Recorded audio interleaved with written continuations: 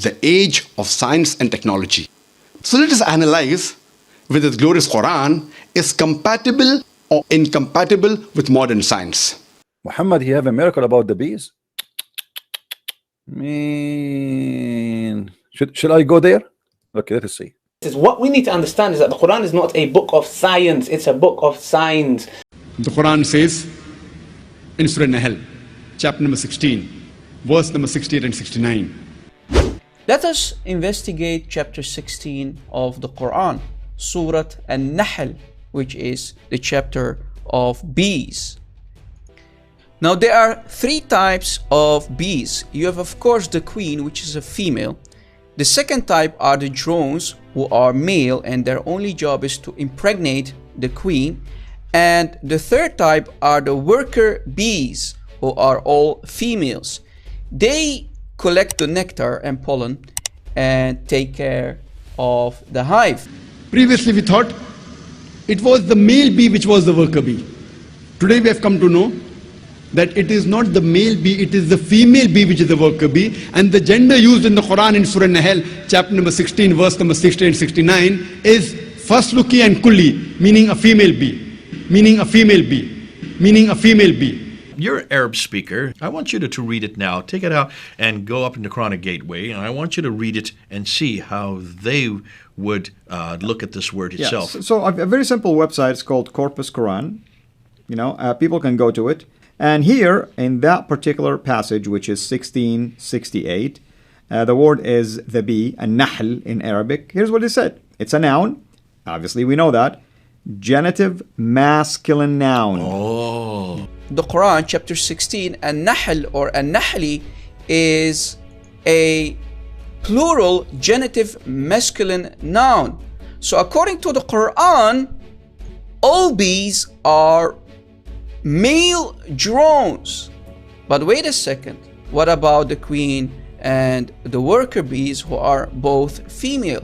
The Quran, or let's say the writer of the Quran, has no idea. So here we found a huge mistake.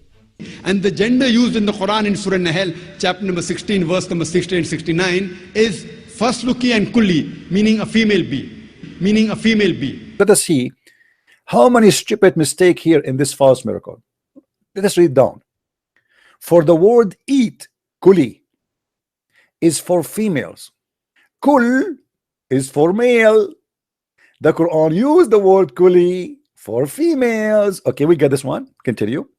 For the word flow a path, usluki, it's for female.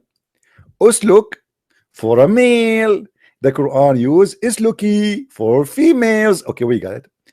For the word it is billies, butunaha, it is for females. Butunihim is for males. The Quran used the word butunaha for females. Okay. How could an illiterate man who lived 1400 years ago have known that those honey makes bees are from females? Meaning a female bee. Amazing the stupidity. Abdul, for whoever donkey is listening, in Arabic we have only one word for bees, which is a female word. You donkey. Meaning a female bee. You're nothing, boy. You're finished already. Look at me. Look at me. You know you're done. Most of the insect in Arabic, they come as a female regardless of their gender. You idiot. Who is the Muslim? And tell me what is the name of the bees other than the word Nahl? Anyone? Meaning a female bee. You see how they lie to you? They say he's speaking about females. This is a word used, it's a generic word for all bees, regardless if it is male or female. The word itself is a female, but it's not about the gender. The same as the ant. When we speak about one individual ant, we say namla. When we speak about one individual bees, we say nahla. It doesn't matter what it is. Meaning a female bee. Stupid liars. To show you mistake number 2, if we go to the Quran, we can read the following. The Quran says in Surah An-Nahl, chapter number 16, verse number 69, from the belly of the bees we give you a drink of varying colors in which there is healing for humankind. يخرج من بطونها شرابا. Translation: then comes there forth out of their bellies a drink. To understand what this drink is, we can go to the tafsir of Ibn Kathir for the same chapter, ayah 68-69. We can read what this drink is. There comes forth from their bellies a drink of varying colors, wherein is healing for men. So this drink is for men, meaning honey. To prove it even more for you, we can go to a second tafsir or commentary of Al-Jalalain for the same chapter, same ayah 69. There comes forth from their bellies a drink, namely honey. As you see, the Quran in chapter 16, ayah 69 claims that honey comes from the bellies of bees. From the belly of the bees, we give you a drink of varying colors. We know that bees collect nectar and pollen to produce the final product, which is honey. Here's why we have a second mistake, because the $1 million question is honey made in the belly of bees, or does honey come forth from the bellies of bees? Let us investigate that. How do bees make honey? No idea. To make honey, the worker honeybee sucks nectar from flowers and stores it in its honey stomach. Once the worker bee returns to the hive, it vomits the nectar into a processor honeybee's mouth. Ew. In the processor bee's mouth and stomach, an enzyme called invertase is added to the nectar. Invertase breaks some nectar into simple sugars like glucose and fructose. Then it vomits the partially converted nectar into another processor bee's mouth, who also adds more invertase, helping break down more nectar. This process goes on until most of the nectar is converted into simple sugars. Then, the mixture of simple sugars is stored in the honeycomb. At this point, the mixture is still watery. Hence, the bees flap their wings, which evaporates water and thickens the mixture to eventually form honey. To return to the hive, the forager bee will vomit the nectar into the mouth of another worker, and that bee will vomit it into another bee's mouth, and so on.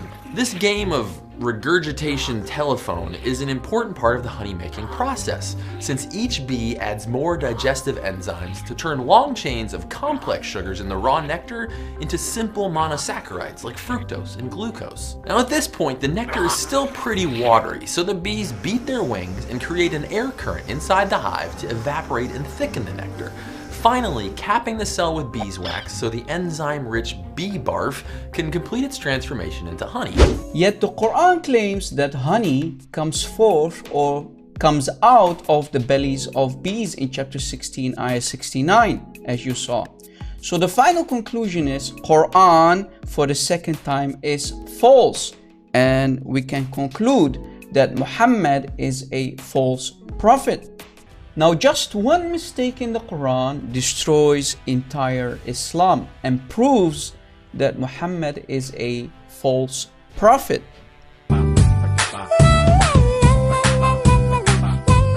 I became so curious because I like honey. And the reason I like honey, because Muhammad, he have 13 wives, none of them she said to him honey. Looked like he was not honey at all. Hello, that is what I thought. Making people fall in love, no other work or what. Got to know him better when you entered the plot. Thanks to his idea, you're my honey bunny. I'm your pumpkin pia, you're my honey bunny. Bole drink Gia, you're my honey bunny, toko. I'm your pumpkin, hello honey bunny. Hello. I'm your dumpling, hello honey bunny. Hello. Feeling something, hello honey bunny, toko. Drink, hello honey bunny.